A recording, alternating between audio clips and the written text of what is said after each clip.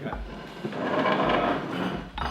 Well, I'm told I've got about 40 minutes for this talk. It will take me probably at least that. There's a lot of material to cover. Hopefully you'll find some of the images interesting as well.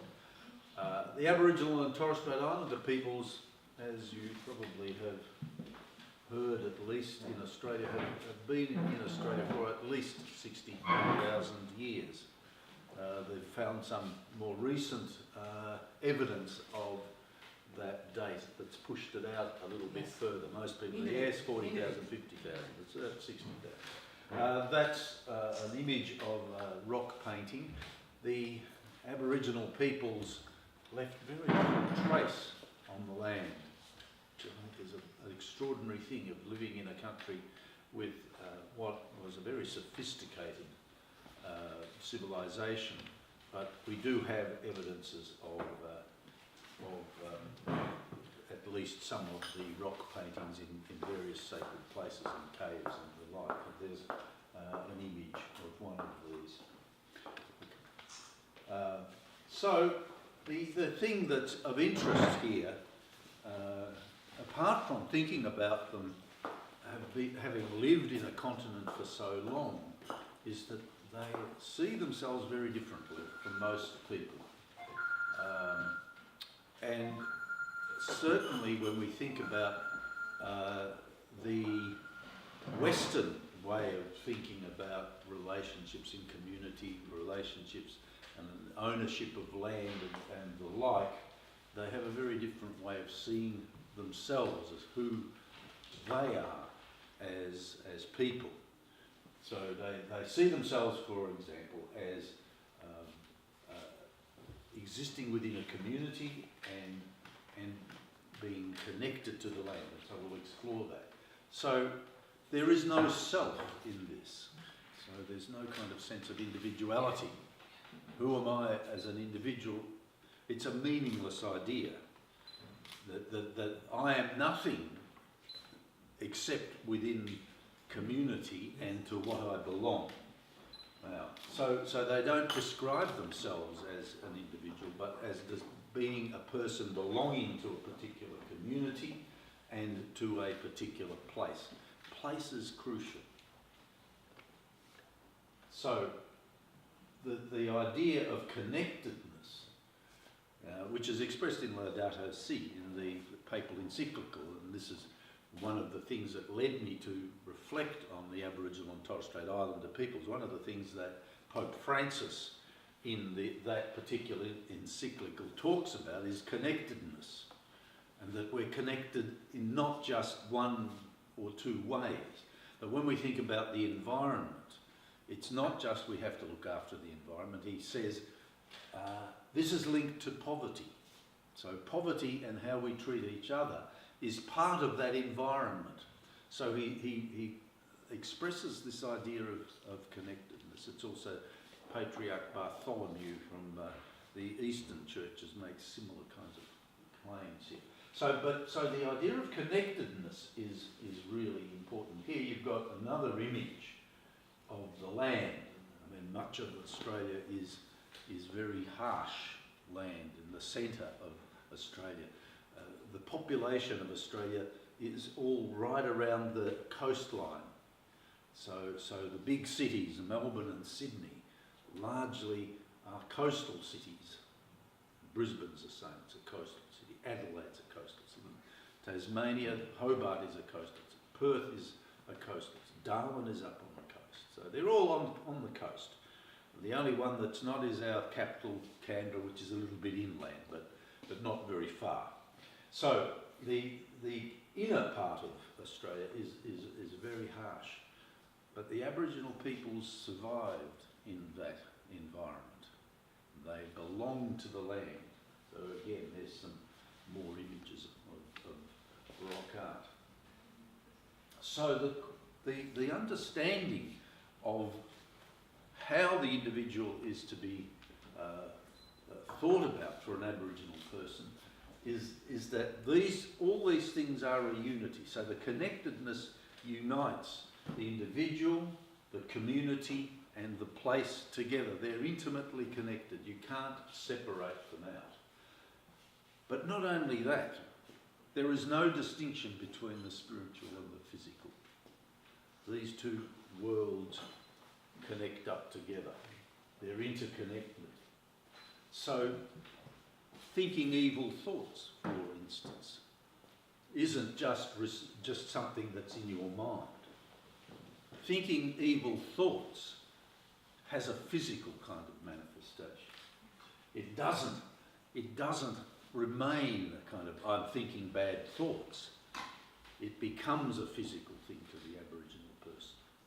That misfortune is partly the result of thinking evil thoughts. That what goes wrong in the world is a result of thinking bad thoughts. So there's no real distinction between the physical and the spiritual. We'll see this come out a little bit more clearly. So there's an interconnection with all things. There's no separation of one or the other. The Aboriginal can be thought about, in fact, as a spiritual being. I mean, spirituality is vital. But there's no real disconnection between the two, between physicality and spirituality. It's one. So they don't have the Cartesian conception of the mind and the body being separate in any kind of way. These things are all linked together. So, in order to survive, and to survive successfully, and there's a little picture of a corroboree.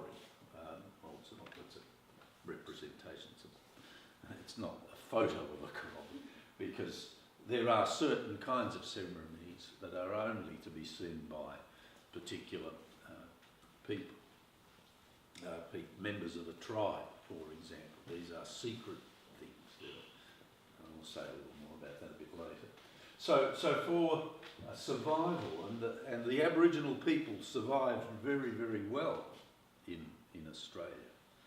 60,000 years, pretty long time to survive. You think about it, we go back to, 7,000 years of the beginnings of the civilizations in the Middle East and so on. So they were there for a long time before and survived very successfully.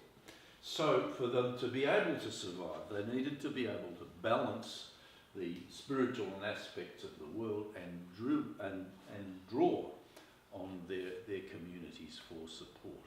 They also had to have an intimate knowledge of the land in which they lived.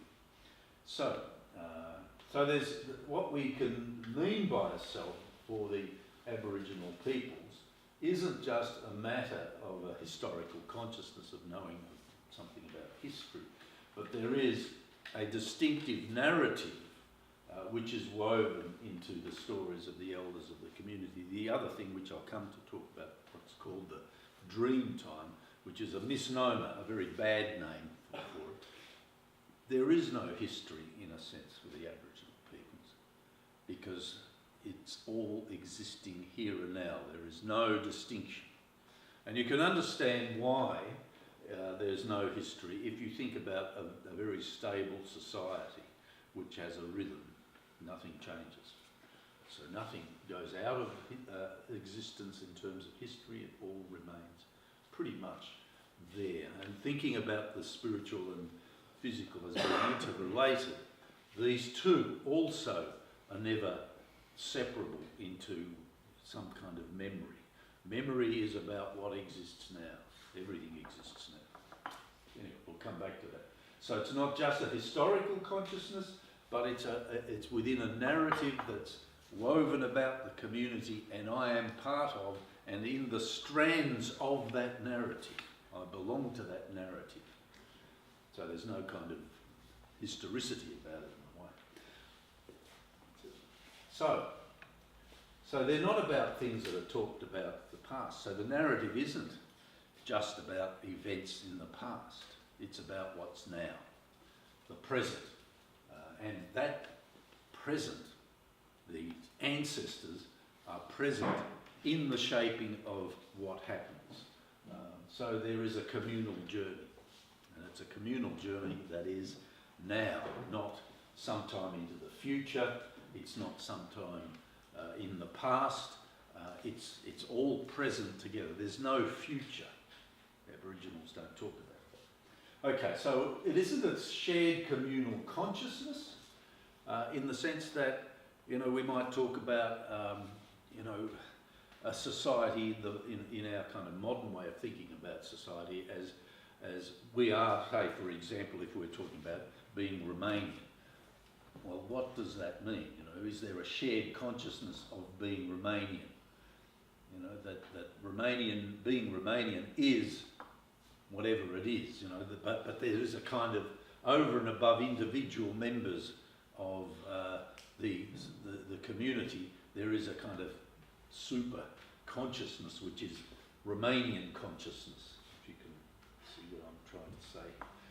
It's not like that at all. There isn't a kind of communal consciousness, that is a consciousness which is somehow above the individual or above the sum of the individual consciousnesses. But nevertheless, there is a common consciousness. Common consciousness. Now, very hard idea to grasp, really. What does it mean, common consciousness? It goes back to the sense of who I am as an Aboriginal person. I'm not an individual. I am part of something. I'm part of something. And it's all connected together. You can't take the individual out of that connectedness and say, well, hi, I'm Peter the Aboriginal. It doesn't make sense in an Aboriginal community to say, you know, give a name. In fact, it's an insult. You can't ask an Aboriginal their name. Why? So how do you refer to them? Well, you know, Aboriginal 1, 2, 3, 4. I make up the names for you. No, that's not quite what we mean here. But it's the sense that if you ask me my name, you're immediately drawing me out of what I'm connected to. You know, that I'm not an individual in the Western way of thinking about an individual. I am, you know, a person that belongs to a land and a place and a mob, a community. Aboriginals refer to, you know, I'm from such and such a mob, meaning such and such a clan, such and such a family, such and such a group. So what you have is this sense of connectedness. So it's connectedness to the other people in my mob, the connectedness to the other, the land in which my mob lives, the animals that live in that land, the totem that I am belonging to as well. So and that not only are the living individuals here present, but so are the ones who have gone. They're still there as spirits, because if spirit and physical are not distinguishable, then the spirits are always with us, as much as the physical. Interesting idea.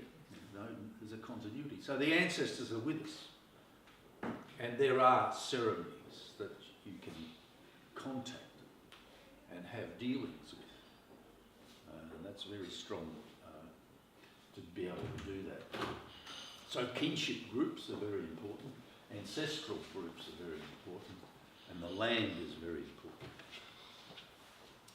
Okay, so I already said something briefly, the Cartesian concept of the self, the idea of a mechanistic way of thinking about the world, an atomistic way of thinking about the world. So what Descartes had in his project was to how you can come to know with certainty and discover what can be known. But it's very much this atomistic idea. The individual can become separated from society because it's not about what we know, it's about what I can know. How can I know? How do I know that I'm you know, not in a dream? And that's Descartes' approach in his method, as you know. He sort of said, he retreats further and further till the last thing he says, well, what I can be certain of is that when I'm thinking, I know. I can't be confused about that. That's the one thing I can know. Anyway, but the point is that it reduces us to a kind of atom this is a very different approach. So society and the individual are separated here, so non-Aboriginal Australians don't see themselves in the way Aboriginal Australians see themselves. It's very hard to grasp what that actually amounts to, because we all be almost conditioned to think in certain sorts of ways. Okay, so personal identity, kinship, I mentioned that before.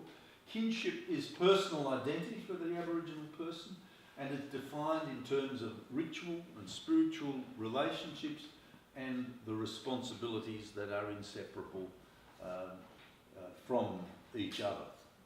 There's no real leadership in the Aboriginal community. There are no kings. No kings. Which is interesting. There were elders, and generally they were men, so there was a kind of a patriarchal society, but not entirely. So it wasn't entirely patriarchal, but people had particular responsibilities. So if you were designated as an elder, you had certain kinds of responsibilities, and not every elder had the same kinds of responsibilities. So you had authority in very limited kinds of ways. In other words, the leadership was quite diffused. The leadership was within the elders in certain respects, but not, and that meant people who were older, as elder tends to imply. Kinship and social independence was crucial. So personal identity, who I am, had to be always contextualised within the group. Interrelationships were important. The one thing about the Aboriginal communities, they had very complex kinship relations. So they would know where so-and-so fitted. So, oh yes, he's the brother of my aunt. They could spell it out in some detail. They were very complex.